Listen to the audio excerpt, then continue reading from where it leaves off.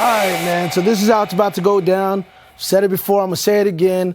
I once heard Exhibit say, "How can you doubt me? There is no West Coast without me," right? And I always feel that when I heard that line, it personified it and it really explained my next guest, someone who I've known for a long time. He is the innovator of the weekly hip-hop series. He is the one, the only, one of the baddest lyricists to ever touch the mic, the one, the only, King Crooked. How are you doing, man? What up, man? Thanks for that nice intro right there. I always try to get it down, man, but I freestyle everything I do. I don't ever Hey, man, but you came off the dome nicely this time, you know what I'm saying? Well, look, man, I got to start by saying this, and, I'm going to run back some of our pieces from previous interviews that I've done. I've said this before. You were actually the first guest that I ever interviewed, period. Right. By accident in the green room. I think the host that I was supposed to have didn't show up, so I ended up just going, I'll take the interview. Man. And that was several years ago, but now we've evolved, we've gotten better, and I want to tell the audience that's watching a little bit about yourself, before we get into the actual interview. 2007 is when I met you. Wow. I met you 13 years ago through Sinful El Pecador. Shout out to Sinful. Shout out to Sinful, man, and Capital I, man, too, you know what I mean? The Mexicans, man. The Mexicans, 562 Long Beach, baby. True legend. True legends, for real. Man. He put his arm around me at an early age, really kind of mentored me, put me on the show with you. Mm-hmm. And I met you on Pine Avenue. Pine Avenue. Yeah. At the Rhythm Lounge in Long Beach, California. The Rhythm Lounge, taking me back. Throwback Thursday. Yo, it's funny, man, because I probably had no business at that time, trying to get on a song with you, but I reached out to you, said, "Hey, man, I really want to work with you. Like, yo, get my number." Sinful put in a word, and then you told me you were going to do a verse for me. So this happened like in May of 2007. And you probably don't remember this, but it's so meaningful to me after all these years that I still know you, because what happened was, I was bothering you, man, like every month, every other 2 weeks, 3 weeks. I'm like, "Yo, what's up, man? You still going to do that verse?" You're like, "Yeah, I got you. Finally, one day I was like, man, it was like getting to like August. I hit up Sinful like, "Yo, man, do I keep on hitting up Crook? Do I hit up Crook?" And he's like, "Yo, man, you got to understand, he got a lot of things going on. Yeah. And you might not be one of them, so just keep on, stay persistent."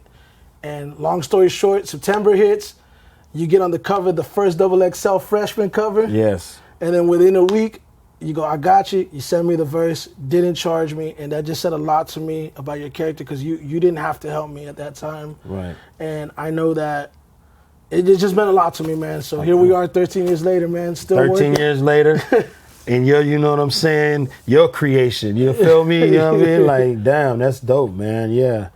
The good old days. XXL, first freshman cover, you know what I mean? Man, you've been on the cover multiple times, but man, it just always meant a lot to me. I wanted the audience to know that, because here's the thing for me, like, you've done this for several artists over the years, where you've helped them and really taken, your level of expertise, put your arm around people and show them love, and a lot of people don't do that, so I just want people to know that about you. I appreciate that, man, you know what I'm saying? Sometimes it's like, when it comes to being an artist, media outlets only want to say something negative about you, They only want to put negativity out there for clickbait, so I salute you for, putting some positivity out there, because we need it, you know what I mean? I think hip-hop, gets a bad rap sometimes. No pun, I just think, we need that. So I thank you for your platform and for you having that type of energy. Well, we're here now, man. It's 2020. Yeah. It's been a fucking weird year, but, you've made it here to Texas. You're on set with us. It's an honor to have you here. I talked to you a couple weeks ago. You said, man, things have been different ever since Marshall threw me on his top 10 list. The rates have gone all the way up. Shout out to Marshall. Shout out Marshall Mathers. What's up? The homie. Let's talk about that to start with. Obviously you interviewed M on your platform, Crooks Corner. I don't know what happened. YouTube decided to just take it away. Yeah, man. I mean, I think one of the big five distribution companies, I think it was either Universal or Warner, somebody, when you're doing interviews, and if you flash to some music or a video that you don't own the copyright to, sometimes you can play it for like 10 seconds and they'll say, okay, that's fair game. But if you play it for 11 seconds or 12 seconds, they say, hey, no, you got to take that out. Wow. So I think we played a little clip or something for like 11 seconds, 1 extra second. And they called Google like, yo, because, Google owns YouTube. It was like, yo, we want that out of here, you know what I mean? So they threw their weight around, they power tripped on me, you know what I'm saying?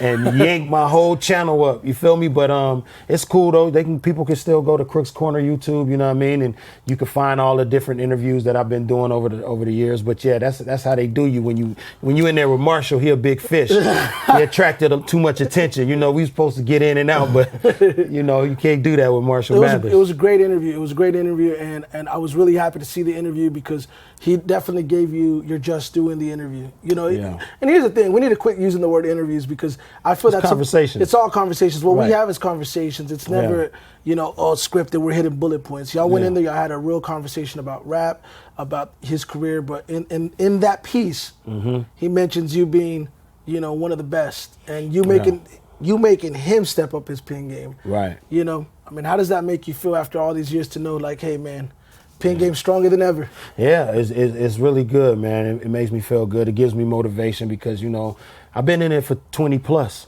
You see what I'm saying? Yeah. So, you know, I've seen a lot of people who haven't been able to keep that consistency over the years. Some dudes who started when I started, they don't sound so good right now. Yeah. You know what I'm saying? Yeah. They didn't adjust. You know what I mean? So it's like to be able to keep that level of consistency over a 24, 25-year time span, and then have somebody like Marshall Mathers, Eminem, you know, recognize that and say, hey, man, I feel like you're one of the most underrated artists in the world, and you're in my top 10 of greatest rappers of all time. It means a lot, you know, because he's a technician. You feel me? Like, not to say it wouldn't mean as much from someone else, but I think it means a little more coming from somebody who understands how to write, who understands how to deliver, who understands breath control, who understands live performance, who understands metaphors, punchlines, similes, storytelling. So when you got somebody on that level who gets it, and he says, hey, man, you're in my top 10, it means a lot. Well, you know, and you mentioned your career, 20 years, we've talked about this before. You are an alumni of Death Row University. You know what I'm saying? Sir, yes, sir. You were at Death Row University. But before we get to that point of your career, let's talk about the beginning. Where did it start? How did it start? What made you fall in love with rap? And ultimately, what led for you to want to be a rapper? Because I know that you traveled all across the country. You lived in different parts of the U.S. You know, you didn't just live in California. There was a period of time you lived, I believe you even lived in Texas or Oklahoma, one of the two. Yeah, Oklahoma, yep. My mother is from Oklahoma. That's you interesting. Know what I'm saying? My mom's from Oklahoma. Dude, I used to write poetry. You know what I'm saying? I wrote poetry when I was like 5 or 6 years old, first starting to learn how to read and write. I wrote poetry. My mom compiled the poems into a book, and she made a book for me called Poem City. And, you know, that's where it started, just writing poetry. And, you know, she started playing music around the house when I was young, like the OGs of hip hop. You feel me? Sugar Hill Gang and Melly Mel, The Message, and all that kind of stuff. And, you know, I started memorizing those raps and repeating them, you know what I mean? And she took me to a talent show, and I was up there, you know, rhyming somebody else's rap, but a little kid, you know, rhyming, and everybody went crazy. So, you know, eventually when I was like 8 years old, I went in the studio and I did a song called The Controller. Her and my auntie put me in the studio. Rest in peace, my auntie Charlene. They put me in the studio. I was 8 years old. I made a song called The Controller, Control, I spell. I'm driving this beat in you like a hammer and nail. You know what I'm saying? Still remember the lyrics. All that type of stuff, you know, when I was 8. So I already knew, you know what I mean? And that's one thing, like sometimes it's a gift and a curse when you know exactly what you want to do with your life. Yeah. But I already knew from 8 years old, this is what I'm doing. You know what I'm saying? And I was dead ass serious about it. You feel me? So coming up, you know, it was about talent shows. It was about battling other MCs. It was about working on my craft, learning. It was about sitting with older artists and just keeping my fucking mouth shut and watching them work and figuring out, you know, okay, that's how they do this. That's how they do that. And it ended up, you know, I ended up getting on a compilation called the 19th Street Compilation after all my years of getting my buzz up and doing everything. And, you know, that compilation was produced by one of the original members of the Dog Pound. So that's what really started opening the gateway. You know what I mean? It was my first professional release. It was in the stores, hard copies, back in the hard copies days. You know what I'm saying? Yeah, shout out to CDs, man. Yeah, shout out to CDs, man. Damn, but it was my first release in the store. And you know what I'm saying? From there came Streets as a Mother with Corrupt. you know, and on and so on and so on. But yeah, dog, it was just a whole lot of mixtapes, making mixtapes, giving demos. See, a lot of these artists got it. They don't understand how we used to have to get it. I had to go to Hollywood straight to the label. I had to catch buses and on trains and play a demo for somebody sitting behind the desk with their feet up that probably didn't know shit about hip hop. You know what I'm saying? Yeah. So, you know, it's different. But yeah, dog, that was my grind. So you got bit by the bug pretty early on. Was there ever another rap name that you went by other than Crooked I or King Crooked? What was your first rap name? My first rap name was Chili D when I was a kid. Oh, Chili D. Because my name is Dominic, so you know what I'm saying? My name was Chili D. I used to hit it up and tag it up on the walls with the spray paint Chili D. You know what I'm saying? When I was 11 to 12 years old, you know what I'm saying? But it's funny you asked me that because nobody really asked me that before. Yeah. But I can't imagine an 8-year-old be like, yo, I'm Crooked I. You know what I'm saying? That's a little bit more advanced, so there had to be something like Chili D. You know? Chili D, man. You know, Chili D was out there. He was outside. You know what I'm saying? So at what point did Chili D go away and it became Crooked I? I mean, you know, it was Kingpin, the crooked individual. My brother was drinking a lot of St. Ides, and he was always calling me a little crooked bastard. So, you know what I'm saying? Those things kind of merged together, you know what I'm saying? And then I was like, all right, I'm Kingpin, the crooked individual, you know what I'm saying? But then I heard of this guy named Corrupt, and he was going around doing freestyles and calling himself the Corrupt the Kingpin. This is before he even took off. Yeah. And I was like, all right, well, if he Corrupt the Kingpin, I got to take Kingpin, the crooked individual, off. I'm going to just be the crooked individual. You know what I'm saying? Yeah. And then that came Crooked I for sure. And it was like, all right, there we go. Correct me if I'm wrong. But my older brother had a large hand in the reason why my name is Crooked I. Shout out, man. Correct me if I'm wrong. Did you battle Corrupt at one point when you were getting your name up? Did you say you battled somebody? Or was it who took notice? It was somebody that took notice pretty early on. I don't know if it was because you told me the story. I just can't remember. You were like, I was riding buses back and forth. And I mean, no, that was Corrupt. Corrupt actually gave me one of my first shots on a major project. The Streets is a Mother is a classic. That album came out the same day the Chronic 2001 came out. It came out independent and went gold independent, like back in the day. You know what I'm saying? That's a straight up hands down classic album. And you know, I landed on 2 slots in there. But Corrupt gave me those looks, man. Look, I was a youngin'. I just caught the bus to Dad's. Dad's had the studio in his crib, so I caught the bus to Dad's house. You know, I ain't shit without my homeboys, you know what I mean? So that's a joint on there. And then I rode with Big C Style to the other studio, and we did Step Up with me, Corrupt, and Exhibit. You know what I'm saying? And people was really tripping because in the studio, everybody kind of feared Corrupt. You know what I'm saying? The young rappers, because, you know, he was so fierce. And everybody was like, yo, Corrupt on his way up here. It's like 20 young rappers in there. Corrupt on his way up here. Yeah, y'all been talking y'all can rap. Which one of y'all ready to see Corrupt when he get up here? And everybody just quiet. It's crickets. And I'm like, I don't like how quiet it is right now. I stand there like, I'll see him when he come in. I'll give a fuck. You know what I'm saying? Because I was hungry. You know, I'm off the ramen noodles right now. Let's get it. So, you know, it was fun. But Corrupt took notice, and, you know, he was already Corrupt. You feel me? He had Dog Food out. He did his thing on the Chronic. He did his thing on above the rim, all that shit. So he was Corrupt. And for him to come and say, "Hey, Crook, man, I think you got skills. I want to put you on my album." That's big for, you know what I'm saying? That's real big because it was 20 rappers in the room, and he said, "Yo, I want to put you on the album." You know what I'm saying? So ultimately, what was the turning point to lead, you know, you to eventually get with Suge, Death Row? And how did that happen? Like, what was the transition from, you know, rapping with Corrupt in a room full of 20 people, and just kind of getting your weight up, you know, letting everybody know, like, I'm here, you know, and word starts traveling. Right. I'm sure that, hey, there's this guy over here, Crooked. Y'all gotta fuck with him. Because I remember you told me that somebody was like, yo, that's the guy you gotta sign. That's the guy you gotta sign. Yeah, man. A lot of people was telling them about what I was doing. You know, back in the day, the way that us underground rappers would get on the radio, right? We would make radio promo commercials for the DJ, whoever show it was. So if you had a DJ, it's the Smooth Vega show on 92.3 The Beat. I bet we'll make you a rapping intro. And in this intro is like a mini song kick 16 bars and end it with, you know, and now Smooth Vega or whatever, you know what I'm saying? Whatever we could do to get on the radio, because they wasn't letting us on the radio. So these little radio intro raps became popular. So everybody started wanting them. The DJs, hey, can you make me one? Can you make me one? So, you know, Lala, she had a show in LA.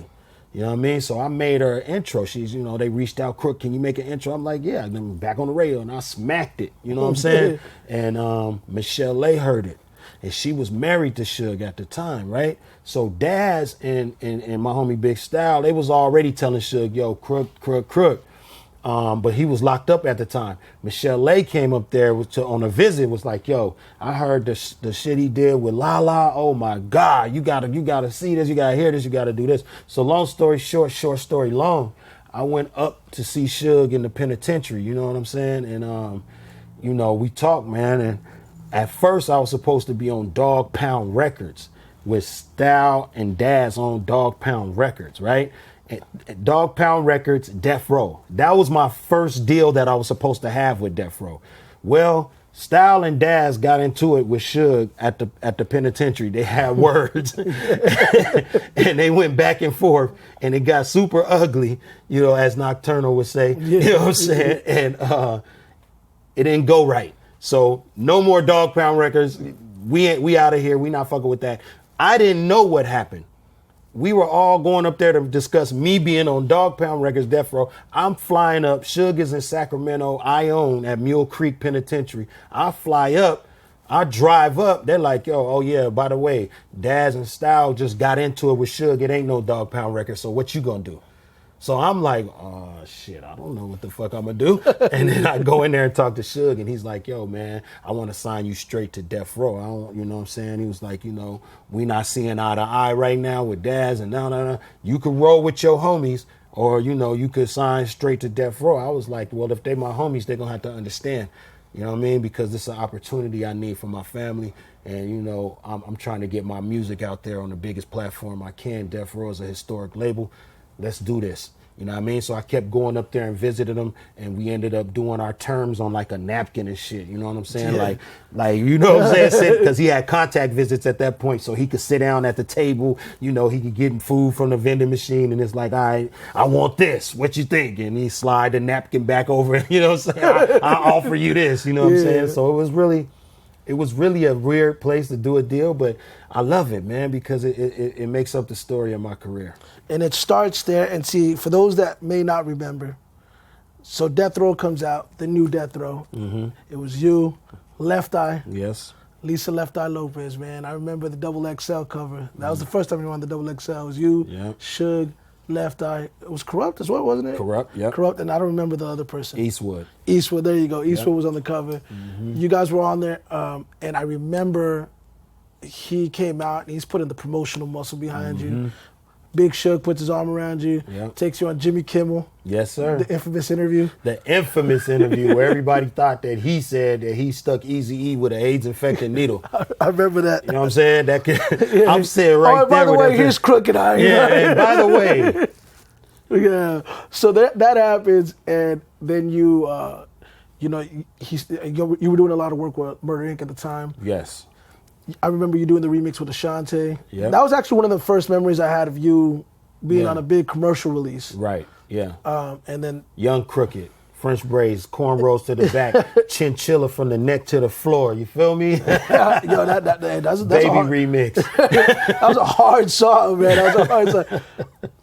Before I ask about, you know, ultimately what happened with Death Row and Suge, let's go back to Left Eye. Did you get an opportunity to like interact with her much during the time that you were on the label? Left Eye, man. Rest in peace to Lisa. Lisa was she was a good balance on the label because there was a lot of drama going on and negative things going on and things happening in the streets. And then she would be like the more, hey, are you guys eating right? Are you feeding your mind right? She introduced us to Dr. Sabi way before, you know, he's popular now because people talk about Sabi. But she introduced us to Dr. Sabi way back. You know what I'm saying? Brought him to the office. And she just had that kind of energy that she kind of balanced it out. You know what I mean? So me and her, we did a few songs, you know what I mean? a few songs that some of them are out there, you know what I mean, on YouTube and stuff like that from that era. But yeah, dog, it was a tragedy, man. You know, I didn't even think it was real. My brother, like, we landed in Atlanta, me and Suge, we got off the plane. I'm thinking I'm gonna go talk to Lisa, you know what I mean, because that's where her house was and all that, her family. So I'm like, yo, I'm gonna go talk to Lisa about this new joint that I got, you know what I'm saying, that I want to, you know, work with her on. And as soon as we got off, that's when the two-way pagers was popping. They just start buzzing. And across the screen, Lisa Left Eye Lopes is dead. And you just looking at the thing like, huh? Yeah. Like, this can't be, you know what I'm saying? She was just here the other day, so full of life, you know. But it was a tragedy. But she was a talent. And her energy was on point, bro. Like, a lot of people should go back and look at some of her interviews and see the stuff she was talking about back then. You know what I'm saying? She was deep. She was a star. Definitely, she was a star. Let's go back to Suge now. So, working with Suge, him being a mentor at that time in your career, you got to remember this is after all the issues that he had. Did you feel that stigma followed you early on? I'm sure that, you know, you had to deal with a lot of blackballing up to a certain extent. Yeah, for sure. Dude, that death row chain was a trophy. If somebody on the streets could get that death row chain off you by any means necessary, it was a trophy. It was a lot of people who disliked Death Row Records as a movement and the people affiliated with. So, you know, that's a black cloud wherever you go. You got to be ready. You know what I'm saying? On a business side of things, when he got out of the penitentiary, in my opinion, I feel like the industry kind of folded their arms and said, all right, let's see what he's going to do. How is he going to act? And when he got out of jail, it was active. Shootouts, brawls, more trouble, feds raiding the office building. It was so much drama still. I believe that the industry was like, yo, you know what? He hasn't changed. Yeah. And we don't want to allow him to gain any more power. You know what I'm saying? From their perspective, I'm saying, you know what I'm saying? So I think the incident at the Vibe Awards when dude took off on Dr. Dre, you know what I'm saying, and Young Buck hitting with the blade, some people tried to take that back and say Suge was involved in that some kind of way. And I believe that was just the icing on the cake. You know, they thought he was involved whether he was or not. And they was like, yo, you know what?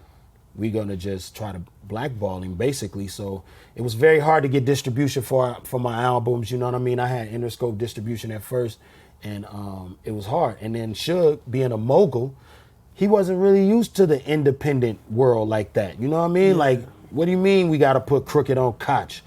He can't sell 2 million on Koch. You know what I'm saying? Like, you know what I mean? That was his mindset. So it was like, you know, very odd time, man. And listen, bro, they've been telling me this my whole life. I just started understanding it the last couple years. Timing is everything. You know, if you miss your time, you might have missed your time. You see what I'm saying? And sometimes people are ahead of their time and they're too far ahead of their time. You know what I mean? Sometimes you need to be right on time.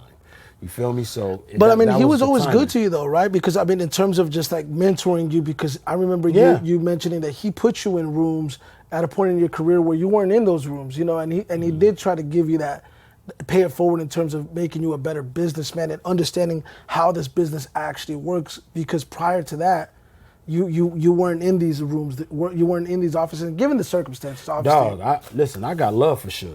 Yeah. Yeah, I'm kind of like, it ain't too many artists. You never hear me in the media, in the public, saying anything, you know, anti-Suge. A lot of people don't like Suge. I got love for Suge. You know what I'm saying? Because he tried to help me and my family get to the next level.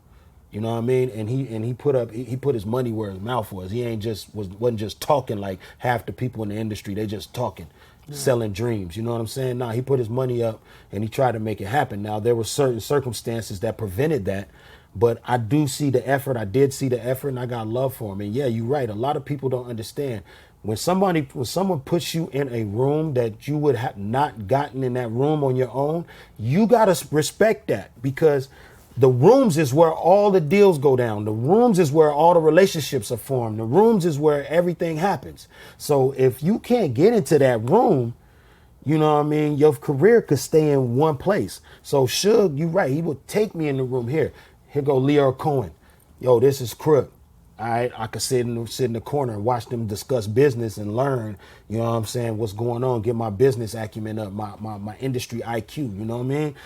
Same thing, Steve Stout, this person, Russell Simmons, this person, you know what I mean? So I was young and I was learning and observing a lot of things because he would put me in those rooms. So by the time I left Death Row, I couldn't just say it was a total negative experience, because it wasn't. I took a lot of positive, you know, stuff out of that whole ordeal over there. Graduated from Death Row University. I graduated, baby. I got a master's though. You feel me? The top of the class. But see, here's the thing. I always wanted to know how much of, during the time you were there and coming out of Death Row, like how much of it do you think it impacted your working relationship or possible working relationship with a Dr. Dre and a Snoop Dogg, especially Snoop, because I know me and you have talked about this, of course, you being from Long Beach, you being, you know, prominent. Everybody's talking about you. You know, you know, you're the LeBron to the Kobe, right? Or whatever the case may be. The next generation of talent that's coming in. Everybody's like, yo, he's the guy. He's the guy.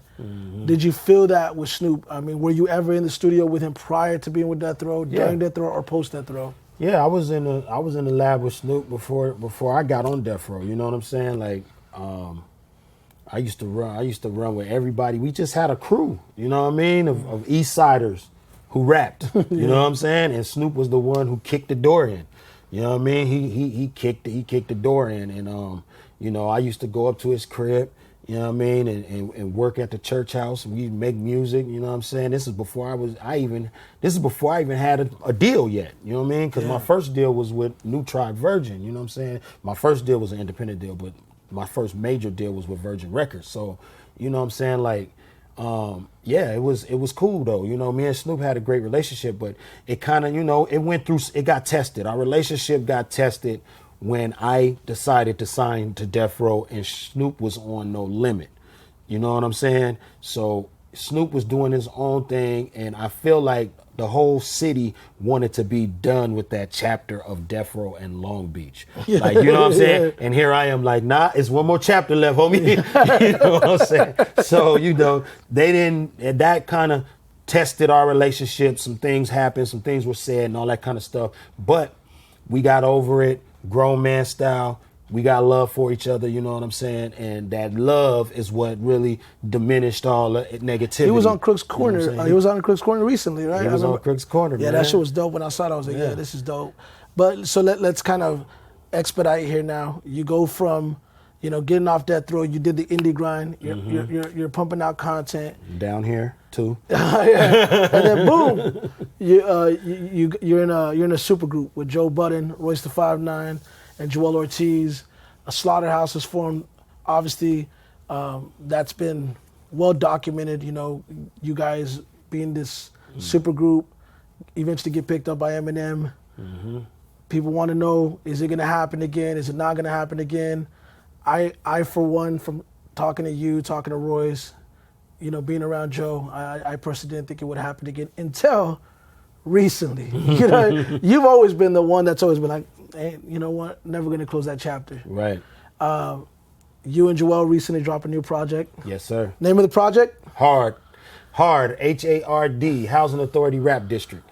That's available on all streaming platforms, by the way. Yes, so y'all yes, make sure you thank check that out. Yeah. You and Joel dropped this project. You guys are promoting the project. You get on the Joe Budden podcast.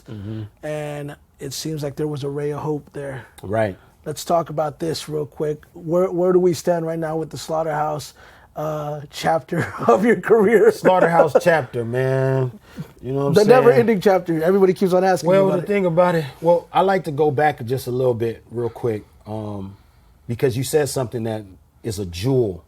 And I think that, you know, if we don't unpack that, I think that we would, you know what I'm saying, do a disservice to your upcoming artist that's viewing right now. You know what I mean? Certain things need to be unpacked. You said, how did, you know, Death Row affect you ultimately working with Eminem and Dr. Dre. That could have been a dark cloud, Sure. and there would have been no Crooked in Slaughterhouse had I did the wrong things on death row. You feel me? This is a real jewel for young and upcoming artists. Always be yourself. Follow your gut, because there was a whole roster of rappers on death row, and a lot of them were taking shots at death row industry enemies that they didn't even have real beef with. It was just, hey, I think Suge wants me to diss these people, and they would do it. You know what I'm saying? Remember that compilation? Yeah, Too Gangsta for Radio and things of that nature. Yeah. You know, and this is another reason why I got love for Suge, because he respected my opinion. I said, hey, bro, I'm not going to just diss Eminem and Dr. Dre and all these people because I'm on death row now. You know what I'm saying? They haven't done anything to me personally, and I don't feel like I need to be a wind-up robot. You know what I'm saying? I feel like I should just do me and create dope music. And he respected that. So long story short, the fact that I did take that road is how I ended up being eligible. Because I'm going to just tell you the quick story. I was on the radio station with Ja Rule and Irv Gotti. All right? I'm Death Row's main artist. You know what I'm saying? I'm in there with 2 chains on, like Titty Boy. You feel me? And the Ja Rule, 50 Cent, Eminem beef is on. Ja Rule plays the joint where he talks about Eminem's daughter. I remember that. You know what I'm saying? And live on the air. You know what I mean? First time people heard it in LA.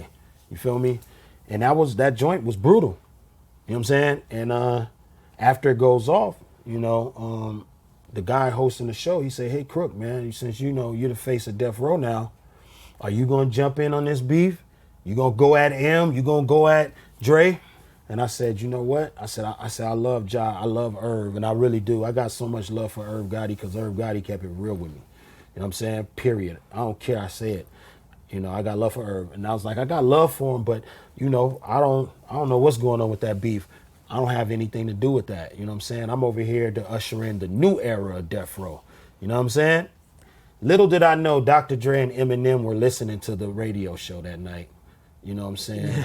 And little did I know that, you know, what I was saying would be the reason why I was able to move from Death Row to Shady Aftermath seamlessly with no problems, because Dre called me. I'm holding a Dre 2001 vinyl in my hand at Fat Beats Records, the instrumentals, about to do Young Boss Volume 1, because I need those instrumentals.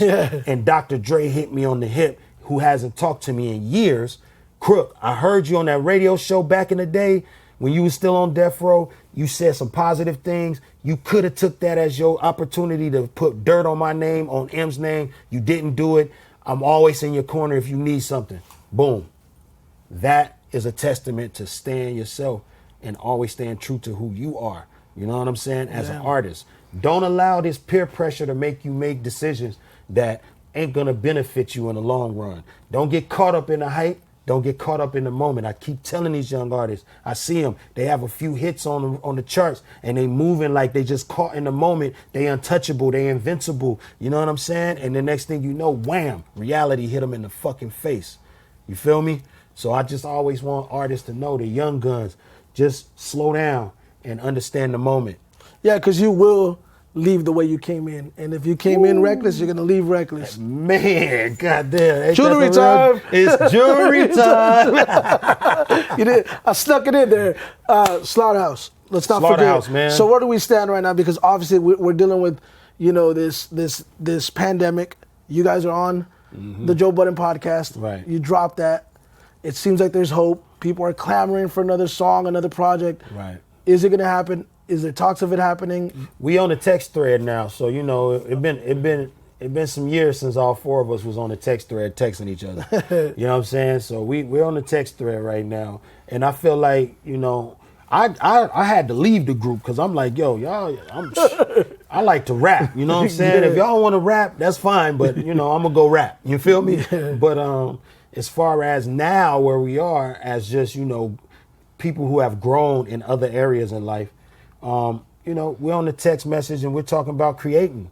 So I believe that something new from Slaughterhouse will happen so we can get that closure. I like to call it foreclosure because it's a house and it's four of us and it is foreclosure. You know what I mean? We need that. You know what I'm saying? I think our fans need that. I think we need that. So I believe that, there will be some new Slaughterhouse and before we end that chapter, you know what I mean? Have you kept up with much of any of Joe and Spotify and what's been going on with the ownership and all the stuff with that? Yeah, man. I mean, he took a stand, you know what I'm saying, that a lot of people wouldn't take. He turned down a lot of money to stand up for what he believes in. You feel me? And I respect that. I salute that, It's easy to take the money, dog. I could have did so many different types of things in this industry for the money, for the bag, but I wouldn't be who I am right now. And when I say that, I don't mean status. I mean who I am, my soul, my spirit. I wouldn't be this person in front of you right now. I would be somebody different. I would probably be darker. My spirit would feel ugly. You feel me? Yeah. My light would be dim. You feel me? So when you stand for what you believe in and you got the power and the strength and the willpower to turn down money and life-changing money I'm talking about, you know what I'm saying, to keep your integrity, I got to salute that at all times. And that's what he did. Man. Yeah, absolutely. Proud of Joe. And I know that I've always felt like you and him have always been kind of clash of opinions at times. You haven't always been on the same page. Right. No love lost, but definitely just like family members might disagree. Yeah. There's been those disagreements. Mm-hmm. Today, seems like everybody's in a better place. And hopefully, we can get back to hearing I want to hear Joe rap. Well, that's the thing. I want to hear Joe rap. You know what I mean? Joe, I think Joe is going to get in the booth. You know what I'm saying? Now, there's some things that happen, and we ain't got to talk about old shit, but there's some things that happen and he said some things. He got to understand. This is what I always tell him. You have a huge voice in the game. Yeah. So if you say something, that shit's going to resonate. You know what I'm saying? So if he says something that, I disagree with as far as like how some shit went down on Shady Records and, you say, yo, it happened like this. And I say, nah, it didn't quite happen like that. You know what I mean? He just got to be careful. His voice is big. And one day I'm hoping that him and M will be able to sit down. You know what I'm saying? They don't got to be friends again. They don't got to do none of that. Just be men and sit down and be like, because guess what? They cut from the same cloth. You know what I mean? They really deep artists. They love their craft. If you listen to an M stan and a Joe fan, it's a lot of similarities. And they're good dudes trying to do the right thing. And I just feel like, all that was just for no reason. I really wish that they would sit down, and it might happen. But anyway, I think Joe will get back in the booth, dog. I believe it. I believe he will. You don't just turn that shit off. Yeah. You can't just turn that shit off. Well, somewhere right now, motherfucking Kumo D is coming up with raps. Well, and let's talk about how Joe successfully transitioned from being an artist to get into the media realm. Right. Obviously now you have Crooks Corner. There's all these artists that are kind of, the way I kind of, compare it to is like, with pro athletes, after their career winds down and they're not playing or they're not active as much as they used to. Right. They go into the booth and be commentators. They start becoming commentators, and I feel that this is a new realm for a lot of people. What is your perspective on the emergence of just the media platforms being created by creatives, by artists? I think it's a good thing. I mean, you know what I'm saying? And like I said, sometimes you gotta be right on time. I was ahead of my time. I had CLB radio before anybody had podcasts. I remember that. You know what I'm saying? And I was interviewing people like OT Genesis when he didn't even have to deal with Buster yet. You know what I'm saying? So it was like I was ahead of my time. And I had to, me and DJ Ski, we did our little thing. So I've always been interested in talking about rap from my perspective with other people. You know what I'm saying? And that's what drove me to want to get in there, get my own platform, break things down. And also, to try to provide a masterclass, because I'm going to do a lot of content. But Crooks Corner specifically is dedicated to being somewhat of a masterclass for the upcoming artists. I want the fans of whoever I'm interviewing to be, entertained and, find out new things about the artist. I want that too. But I also the rooms we just talked about. Every rapper not gonna get into the room with Eminem. Yeah. So if I can get Eminem to give some jewels out, they can have mentorship from afar. You feel me? So if I can get Rakim to give some jewels out, Great if I interview. can get, you know, all these other people to give out these jewels, it's like a master class. You can learn something from it. You know what I mean? So it's layers to the reasons why I wanted to do Crooks Corner. But as far as all these other artists coming with their own platforms and using their voices, I think it's great. I think it's, you know, dude, sometimes you want to hear what Shaq has to say about a center in the NBA instead of somebody who never played the position, breaking down the analytics and all that. That's fine if you never played the position, but I would also like to hear the perspective of somebody who did that shit for fucking 20 years. Absolutely. You know what I'm saying? Absolutely. So I'm not mad at it. It's going to get a little overcrowded. You know, people going to feel like the gold rush, you know what I'm saying? And you're going to have to start sifting through to get the good stuff. But I'm glad people are using their platforms and using their voice. Absolutely. And I think that there's an art to this. And I mean, we talked about, you know, just crafting an interview, crafting a conversation, ensuring that the public gets that information that's so valuable. Because I always say that that's what people care about. People want information. People want to, that's what matters. That's why people buy books. Yeah. They buy books to gain information, to gain knowledge. Yes. You know, and I'm always a firm believer that the two reasons why people don't make it in this world is lack of initiative and lack of knowledge. Yeah. But the lack of knowledge stems to the lack of initiative of learning the things necessary. Yes. So you got to learn, man. You got to learn every day. And I feel that interview you did with Rakim, Yeah. great piece. You know, as a fan, I watched it. I was like, wow, this is really informative. Yeah. So I'm a fan of what you do and how you do it Appreciate it. Thank because you. you're creating the conversation, you're creating the dialogue, so people can unpack that and learn more about behind the artist. Yeah. You know, and the story. Now, I don't know if you watched The Last Dance, the Michael Jordan Chicago Bulls 10 episode. No, I didn't.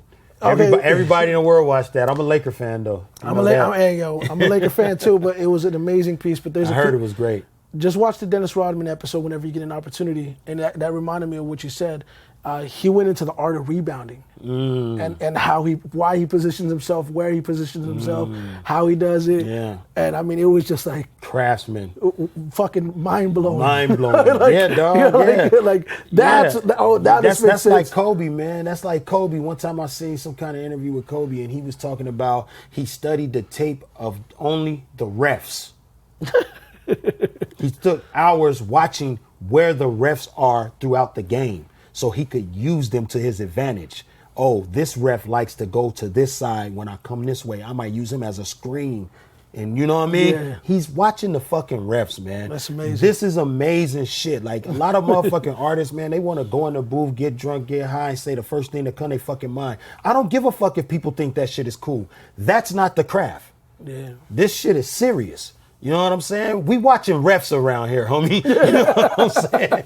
Dude, that's real. You know what I mean? So I just want the young guns to pay attention. Pay attention. So before we wrap up, what are you working on right now? What do you have coming up?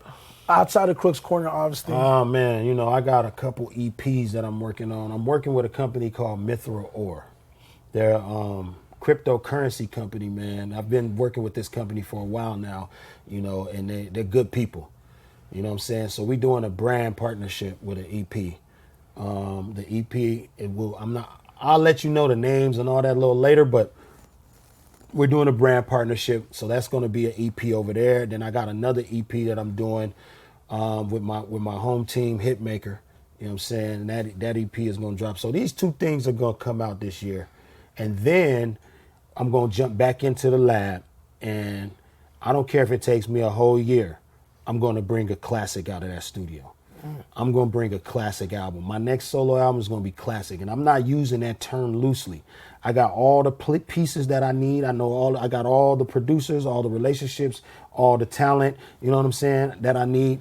I'm going to pull a classic out of the studio for my next solo album. I don't care if people say, man, you can't predict that. Nobody can predict that. I'm telling you right now, classic music is coming out on my next solo project. You know what I mean? And then I also got the Horseshoe Gang, my little brothers. Monsters. You know what I'm saying? The hyenas, you know what I mean? The monsters. You know, so, you know, we worked on an album. It's called it's a family business album. And, you know, that's the group name. But we worked on an album too. So we got the Family Business album, and then we got all these EPs, and then we're going to have the next solo album that I do, and Horseshoe Gang is going to be all over that shit.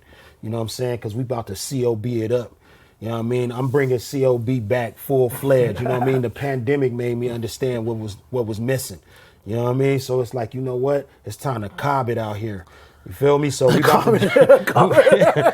to do what we got to do. I was about to hit you with an acronym. I was thinking of acronyms in my head. Yeah, circle of bosses, cash over bitches, Crip or blood, conducting organized business, cartel of ballers, crossing over bridges. You know what I'm saying? Oh, COB, man. So from a rapping, because obviously from a skill set standpoint, you know, you're revered. People say you're one of the best. In my opinion, you are one of the best, bar none. Thank you. And I'm not overselling you. I'll put you up against anybody. Who are your peers though? When you think of people that make you push your pen game, it could be top 10, top 5, dead or alive. Doesn't matter if they're active, young, old. I don't care.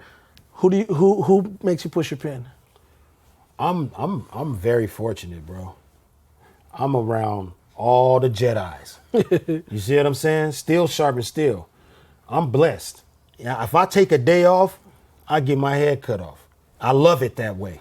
You feel me? Yeah. I don't want to be in no situation where I'm surrounded by people who don't take the craft serious, and every time I get on the mic, I'm just smacking people around. Nah, let's get it. I want to be a gladiator. You feel me? So being with Marshall Mathers, that's going to always push your pen. If I got to do something with him, my pen is going to get pushed. I got to do something with Royce, my pen is going to get pushed. Joel, Slaughterhouse, the same thing. Horseshoe Gang. If I know I got to go in there with my younger brothers, they like younger me's, but even more crazy. You know what I'm saying? So it's like, yo, I gotta push my pen. And I'm very fortunate to be surrounded by those guys because, you know, like I said, the consistency falls off. I don't care what nobody say. You could love me, you could hate me. You don't like the type of music I make. You like to listen to these kind of tunes and not those kind of tunes. Say whatever the fuck you want to say. Not too many motherfuckers can come from Streets is a Mother. This is the art of manslaughter. When I'm rocking, I'm more shocking than dropping a boom box in bath water. Come from that in the fucking 90s as a teenager to what I did on I Will just last year with Eminem. You feel me? And had one of the verses of the year. Not too many artists can go 20 plus years and keep that consistency. I know that. This is not a bragging right. I know that because I watched some of my favorites fall the fuck off with the pen. You feel me? Over the years, I know that that's the truth. And I know that it's very hard to sustain that because once you get to an older position in life, you get more wise, but you get more perspective and you also get more responsibilities. You got more things on your mind. You're not that little kid with the boom box or with your tape deck or whatever with the posters on the wall and your mom's paying the rent and you just want to, you know, worried about what you're going to eat for dinner. Nah, you a grown man. You got grown man things on your mind and that could shift away from, you know, your focus away from being on your craft. But we on our craft like monsters anyway. We got all those responsibilities and we on our craft like monsters. So when people say, oh, well, I don't like the music, that's fine. But I know that I'm one of the best to ever do it. Period. Absolutely. So I have to ask, has there ever been, and the first thing that comes to mind, has there ever been a time you lay out a verse, somebody lays out a verse right after you on the same song and it made you want to rewrite your verse? First thing to come to mind. That's happened to me in Slaughterhouse. So, where I wanted to rewrite the verse and all that kind of stuff. But here's the thing, though, you know, this is how I look at it. You have to be a certain height to play basketball, right? Yeah. Right. So if you're 5'3", you're probably not gonna get in the NBA, right? Yeah. So there's a big fucking space between 5'3" and 6'3", right? But if you're 6'3", you're not as big as Shaq, but you could still be in the NBA. So once you get to a certain level, you're good, actually.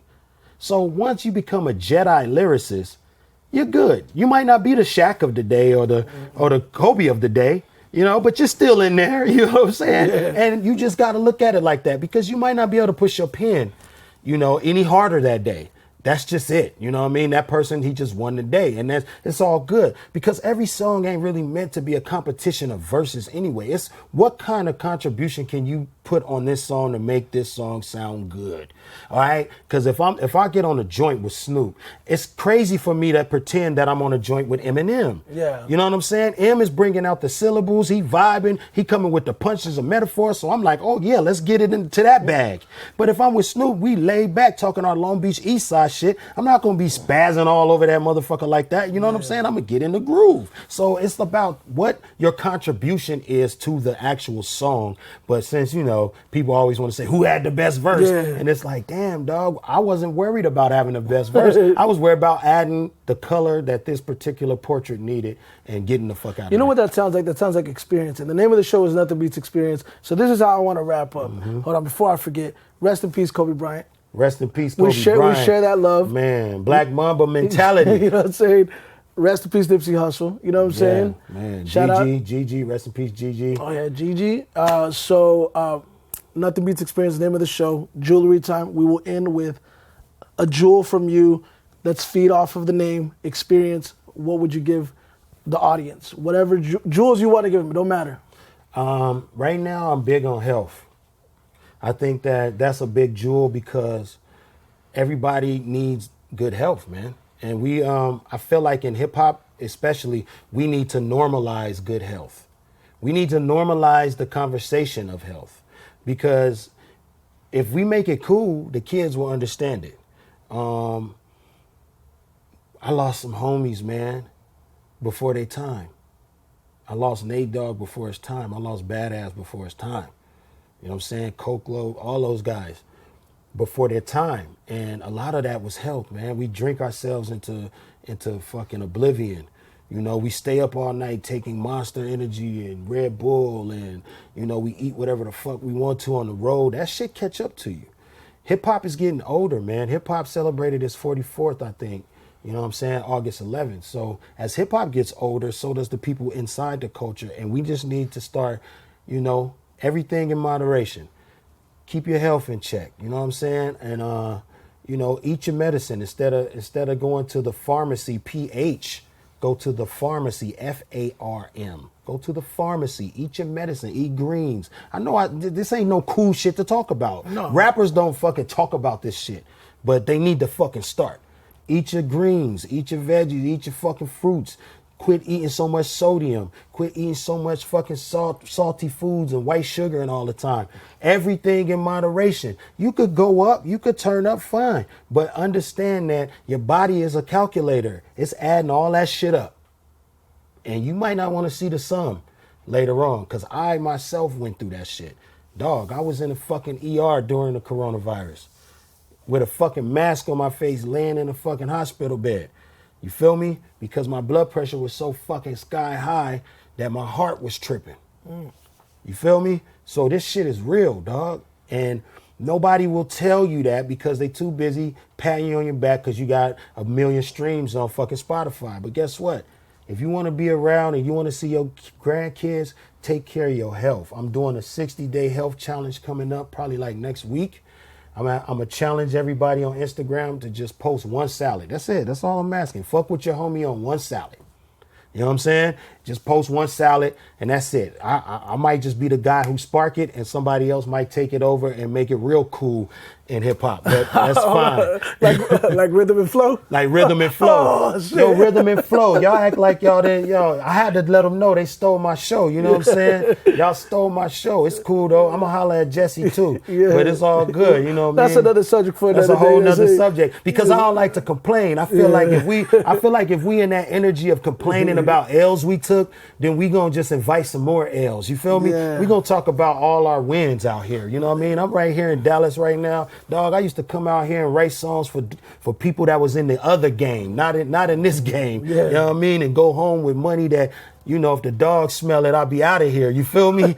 So I love being back in Dallas as the mature Crook now. You know what I mean? Moving around and being able to see the sights and all that stuff and just take it in. It's a blessing, dog. It's a blessing to even be here. Man, I'm proud of you. I'm proud of the fact that, you know, your sobriety. I know we didn't really go into detail about that, but again, We'll have that conversation later whenever you kick that freestyle. I'm gonna be back. Yeah, I'm gonna come. I'm gonna shut this shit down. Oh, yeah. I'm gonna bring you into friends, if you know what I'm saying. I'm gonna bring you into a couple of the homies. Let's do it. Hey, we need a Nothing Beats Experience cipher.